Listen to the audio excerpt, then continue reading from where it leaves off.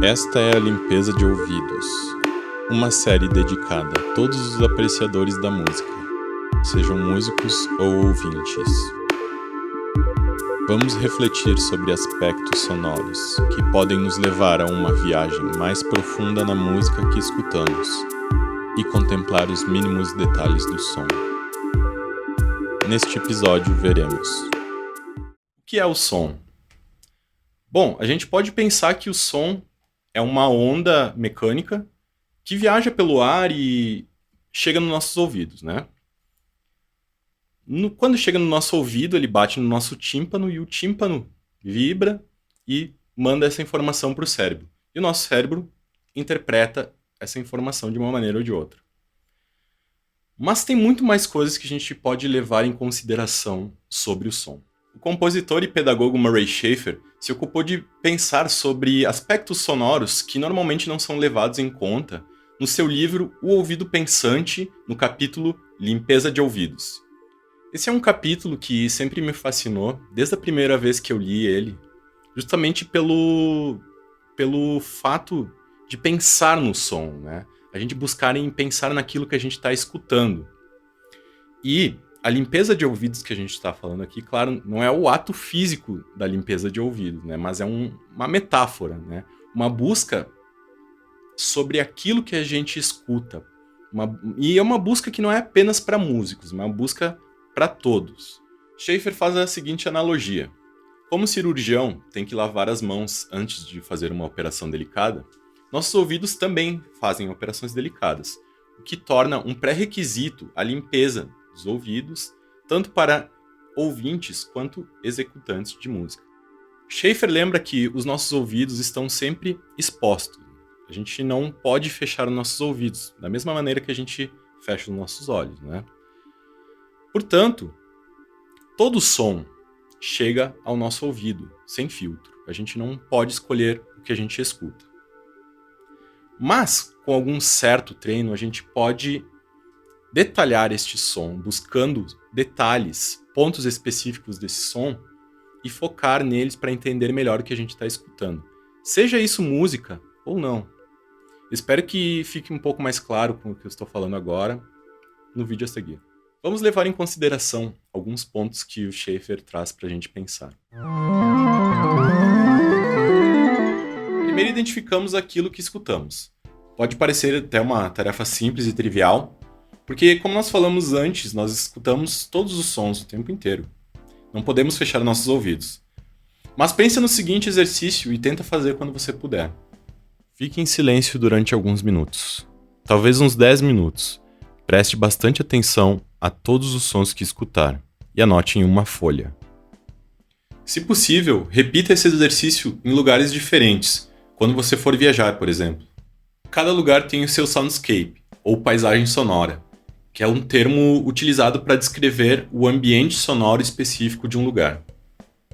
Vamos fazer este exercício de escuta atenta em 3 soundscapes de lugares diferentes. Busque prestar atenção e escutar os mínimos detalhes dos sons e tente comparar um soundscape com o outro.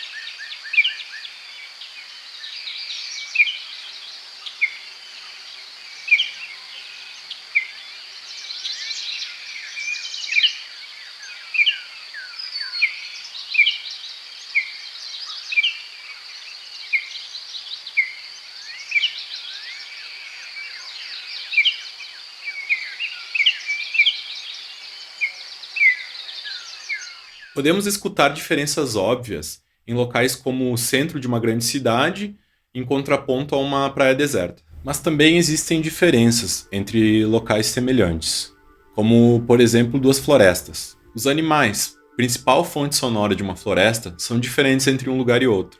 Até mesmo a flora pode produzir sons diferentes, levando em conta a quantidade de árvores, as suas folhas, a altura delas. Tudo isso pode influenciar na diferença de som de um ambiente sonoro. Isso tem implicações ecológicas, no sentido de preservar um ambiente sonoro.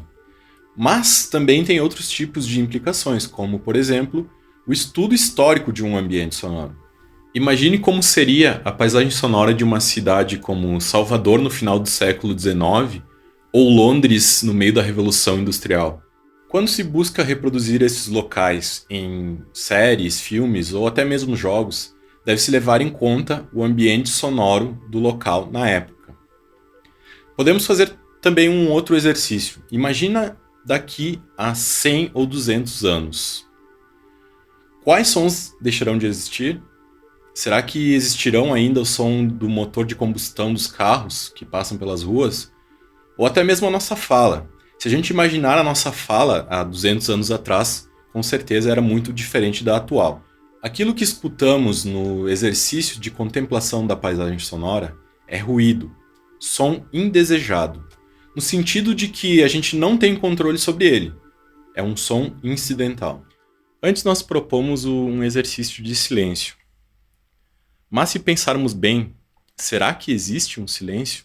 E eu quero dizer um silêncio mesmo, silêncio de verdade. O silêncio, ele existe apenas em perspectiva. O compositor John Cage propõe algumas reflexões através da sua peça 4 minutos e 33 segundos.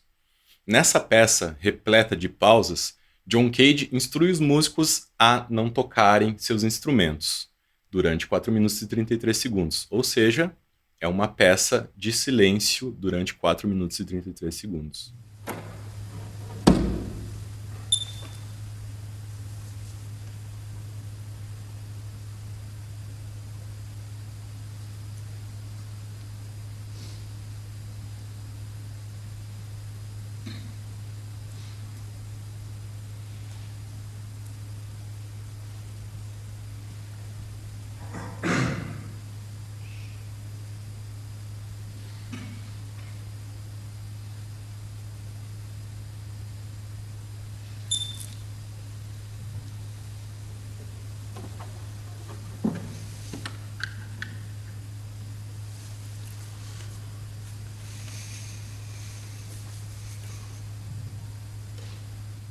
Como se pode imaginar, nessa peça, apesar dos músicos não tocarem os seus instrumentos musicais, ela está longe de ser silenciosa.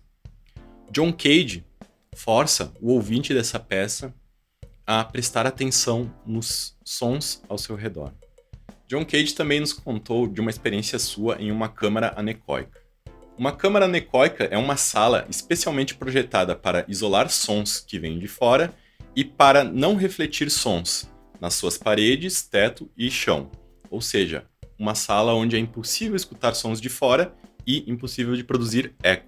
Ao entrar nessa sala, a gente pode imaginar que a gente vai encontrar um silêncio absoluto. Mas não foi isso que ele encontrou. O John Cage, quando ele saiu dessa sala, ele falou que escutou 2 sons.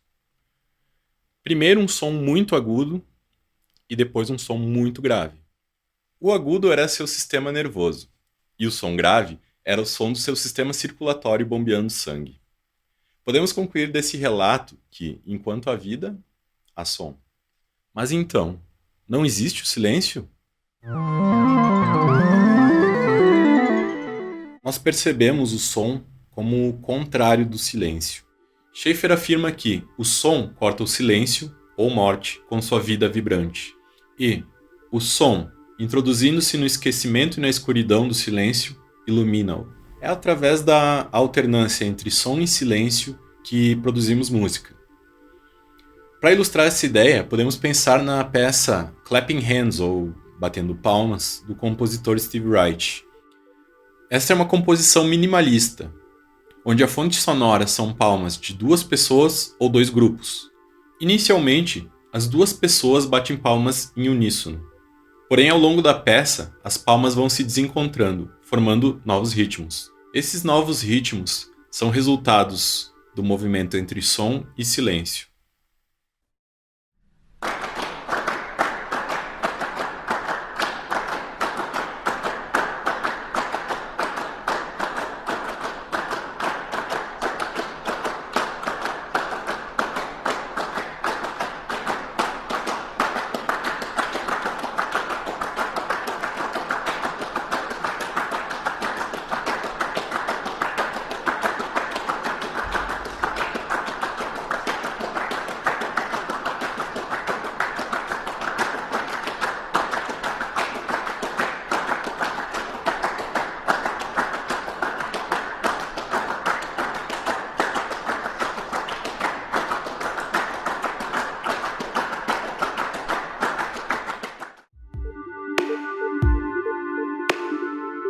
Aproveite o que abordamos neste episódio para pensar sobre o que você escuta.